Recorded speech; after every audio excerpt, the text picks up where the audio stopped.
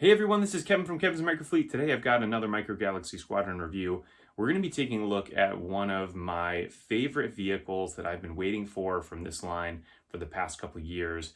I'm super excited to have this in hand and to be able to break it out of the box, to be able to look at everything. I've seen lots of images of this. I've been following it since the very beginning. Today we're going to be taking a look at the Ghost. So we're going to break this thing out of the box and we'll take a look at the figures, at the vehicle, at all of the different features that it has, some of the accessories, and then we're going to do some measurements and a comparison. I cannot wait. Let's go ahead and dive into the review. So here is the outside of the box. So down here on the bottom, you've got Series 3. This is Series 3 for the Assault class, even though this is coming out as Series 6. You can see that by the white color there. Ghost 131, you got all your figures, you got the Ghost here. Over here on the right side, it shows that there are lights and sounds.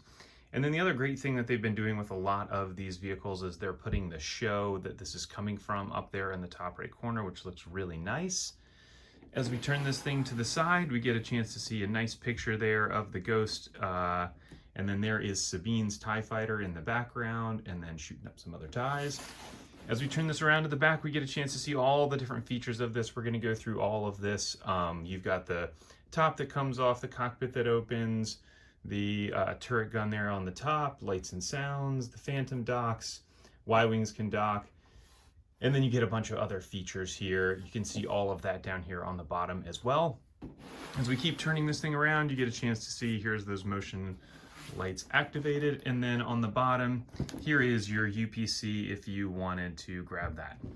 So let's go ahead and break this thing out of the box. So here is the interior of the package, and this is really your display scene that you get here in the background. So this does look like this could be Lethal, and then you've got the Phantom, and then you've got your two TIE fighters there flying through the background. Now this is a pretty cool background scene to be able to display with the Ghost. Just to give a quick idea here of the size of this, if you were planning on displaying it this way, this is about 15 inches long and it's 12¼ inches tall. Now, the other thing that I'm going to look at here is the instruction manual. So here is the instruction manual. You get the front here, shows the Ghost, you get your figures there, it shows where to input the batteries here underneath, I guess where the Phantom is, but we'll see. Then as you open this up, it shows all of the different features of this. I won't go through all of this, but it does show everything that you can do here in the vehicle, as well as all of the lights and sound effects. So let's go ahead and take a look at the actual vehicle itself. Now that I have this out of the box, let's go ahead and start here with the figures. So we do get 4 of the Rebels crew, which is fantastic. We get Zeb, you get Kanan, Sabine, and Hera. And so let's go ahead and take these out and take a look at them. So we'll start just left to right. So here is your Zeb figure. They did such a great job here with all of the paint apps. And you can even see the details on his arms and on his legs. Really incredible. And then even as we turn him around to the back, still more details on there. Man, I mean, just what a great figure. I was concerned about whether or not we were going to get Zeb or what he was going to look like, and they really knocked it out of the park with this figure. So then we have Kanan. Another one that they did a really good job. I mean, look at all the differences in color that you have on him. You've got the boots, you've got his knee pads, his pants, his jacket, his right arm, or his, as we're looking at it here, his right arm. You actually get the logo there on his shoulder as well, and then the hair. He's got the little ponytail on there as well. As we turn him around to the back, looks really good also. And then you get his gun there in the holster. I mean, this is just such a great figure. I can't believe the quality that they've had.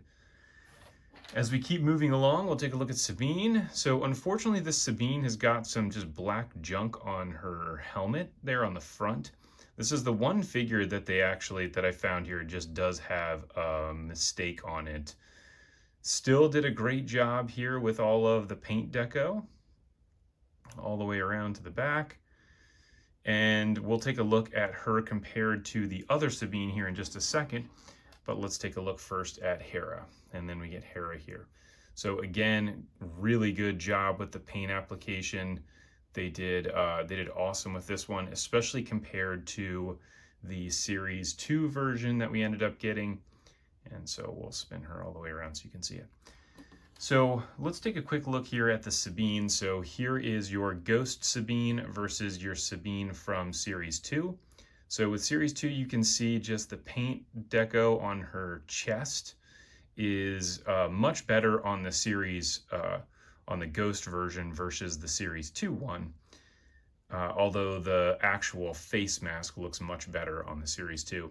As we turn her around, kind of the same thing. The paint application in Series 2 was improving, but it's not as good as what it is currently. And so there you go. Those are your two Sabines. And then we see something similar with the Hera. So you've got, this is the Ghost version, and then this one here on the right of the screen that you're looking at is Series 2. So with Series 2, you can see it's got just the lines aren't quite as sharp on the paint app. It does look like on the Ghost version that the white got a little bit down onto her face, but it certainly didn't get onto her head tails there. And then the paint on her legs looks much better as well. There is a slight difference there in the color. And then here's what it looks like from the back. Overall, I would say the figures here look really, really good. I'm super impressed with the quality of them. So let's take a quick measurement here of these. So here is Zeb. He is 1 1/8 inches tall, which is nice to see that he's a little bit taller than the other figures. Kanan is just about 1 inch, maybe a smidge over 1 inch. You get Sabine here is 1 inch tall. And then Hera is also 1 inch tall. Great to see that they actually are scaling some of these figures relative to one another, because that helps with just the quality of the figures. So now we're going to go ahead and just dive into the actual Ghost itself. Now that we're going to take a look at the Ghost itself, I want to start here just with the exterior of this and all of the paint applications. So starting from front to back, this Ghost is definitely more colorful than you would tend to see in the show. The show does have a lot of these similar types of markings, but they're much more muted in terms of the color, and they don't pop out quite as much. But as we go along here, the one thing that's pretty amazing, you can actually see on some of this blue area that's on here, that it actually does look, and even the gray here, you can see it's got almost like this damage as if it was chipped away, which is pretty amazing to see on something that's this scale and with the amount of paint application that's on here. I mean, you can see there's tons of different colors on here. You've got just the regular actual plastic. You've got the gray on here. You've got this red, the green, the gray, yellow. I mean, it's pretty amazing that they've done all of this all the way through this ship. And here's what it looks like again from the top.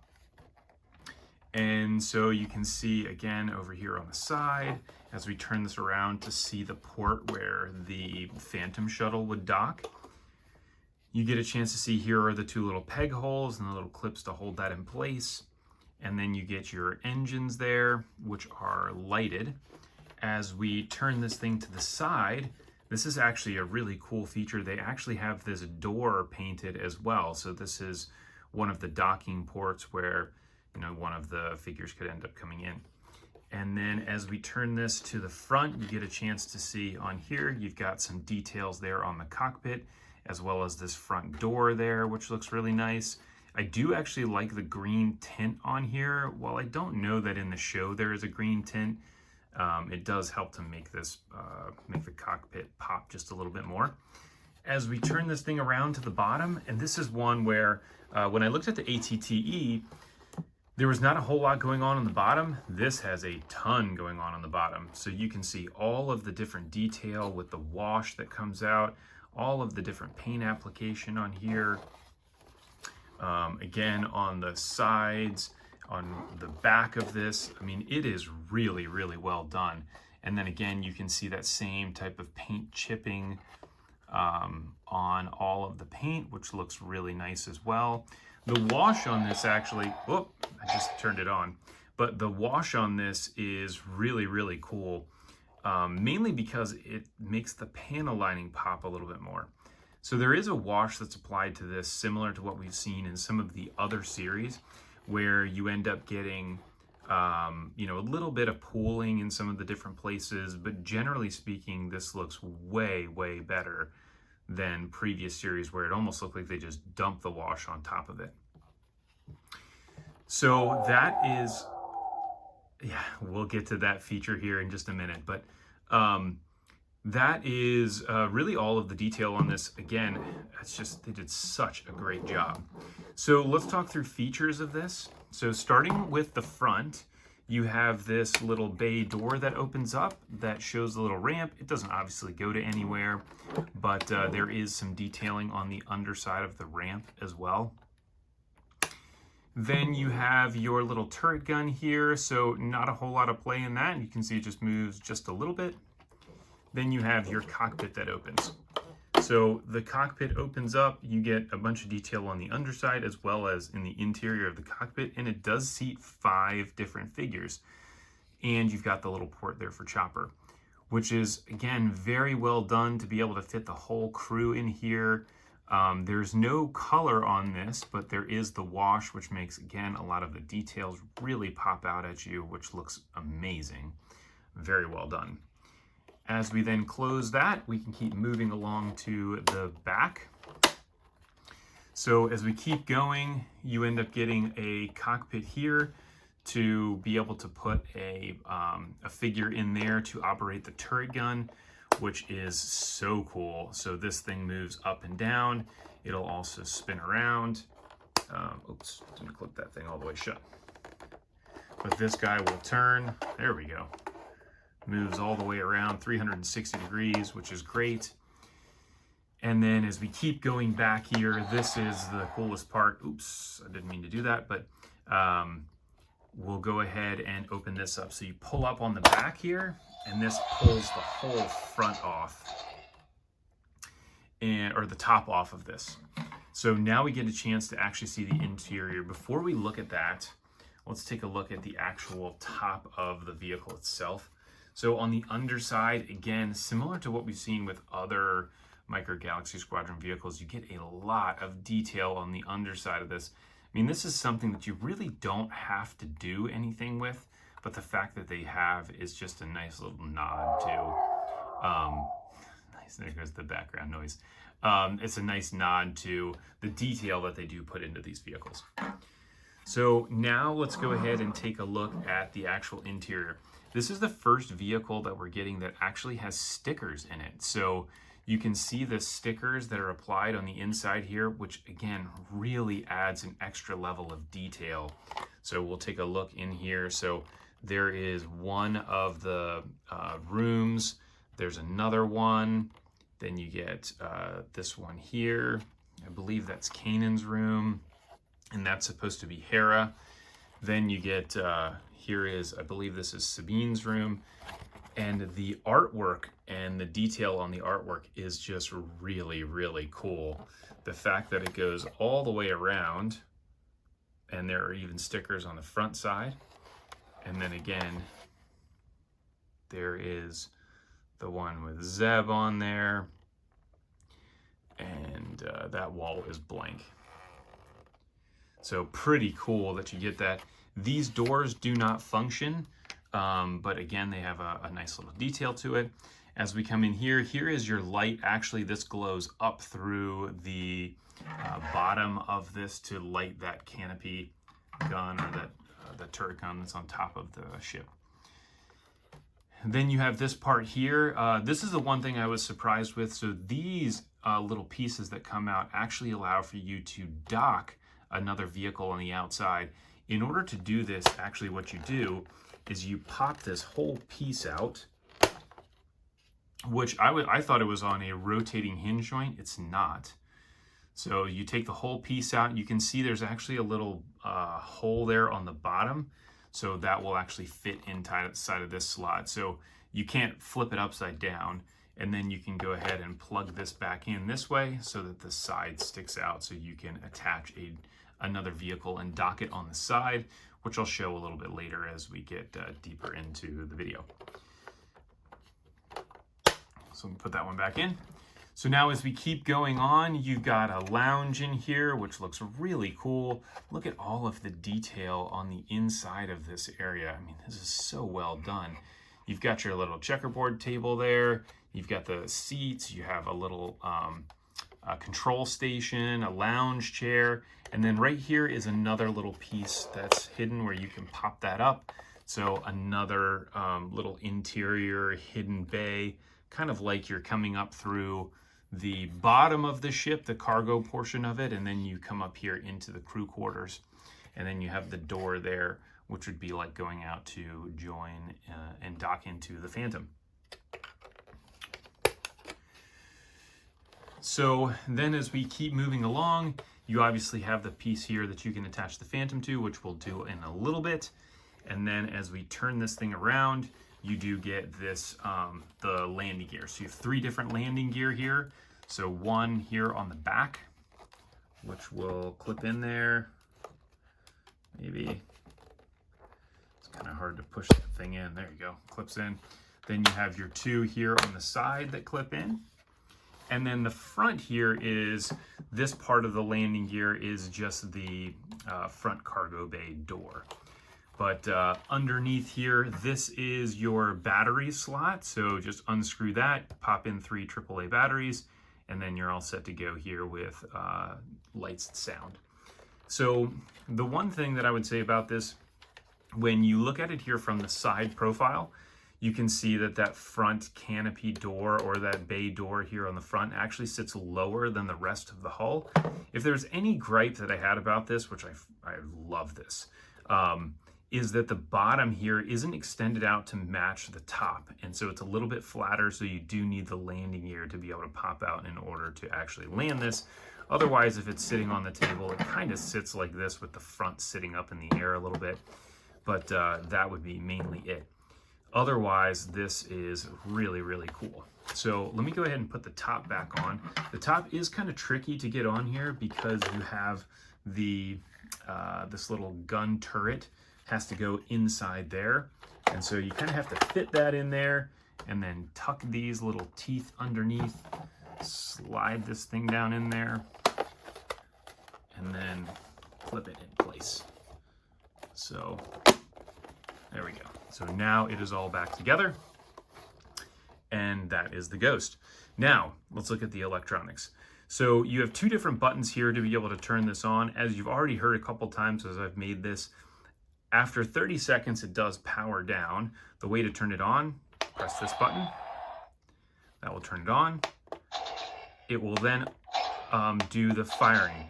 So the one great thing about this is it only does firing, which is helpful if you were trying to fly this thing around and play with it. That way you can just shoot the guns. It does have a, you can see here, there are the lights on the back that are turning on, as well as there will be some lights that'll turn on inside. You can kind of see them. Let me see if I can turn this way. So there you can see the light inside the cockpit going off. There is another light that's going off inside here, inside of this ball turret, which you can see there. So turn that. Now this does have a gyroscope on it, so as you turn this to the side, it does make the sounds, and it does alternate too between a firing sound and kind of like an evasive type of a movement. If you want to accelerate it, tip it up. If you wanted to decelerate it, you tip it down. And then the other cool feature about this, if you press both buttons at the same time, it does a hyperdrive sequence, which is very cool. And then the button here on the back, this just does an alternating of different other mechanical sounds that it has. In the instruction manual, it talks about all of this and what you can do with it. I do like these sounds way better than the sounds that we get from any of the other versions that have lights and sound. just because these are a little bit more realistic and more play friendly, I would say. So as you fly this thing around, it makes a bunch of noises. Now, the other thing that this has from a sound perspective is you have your port here to put the Phantom on. So after 30 seconds of non-activation, it does that power down sound, which is really cool. They have that with the AT as well, which is a really fun feature. So here with the Phantom, you can see it's got these 6 pegs there on the bottom that will go inside of those ports. And then it has these 2 little clips on the side, which will clip in right here. So I'll turn the sound on first. So when you clip this in, it does make some noise.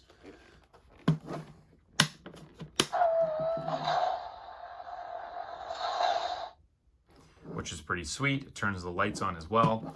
Unfortunately, because of the orientation of this, you cannot dock this forward. You can only put it in backwards like it is positioned right now. One of the major frustrations that some people had when they first saw this was the fact that the Phantom should sit pretty flush with the top of the vehicle. You definitely can't do that with this, mainly because of the engines. And you could see, just looking at it from this view, the only way to get this to sit lower would be either to have a non-functioning Phantom, so it would just be like a piece that just sticks on there where you can't put really any figures in it, or you would have to massively increase the size of the Ghost so that the engines were wide enough that you could actually sit the Phantom down into it. So, I mean, I would say from this perspective, I'm okay with it, because at least we now have a functioning vehicle that does fit on top of the Ghost versus having something that doesn't. So here is what it looks like from the front.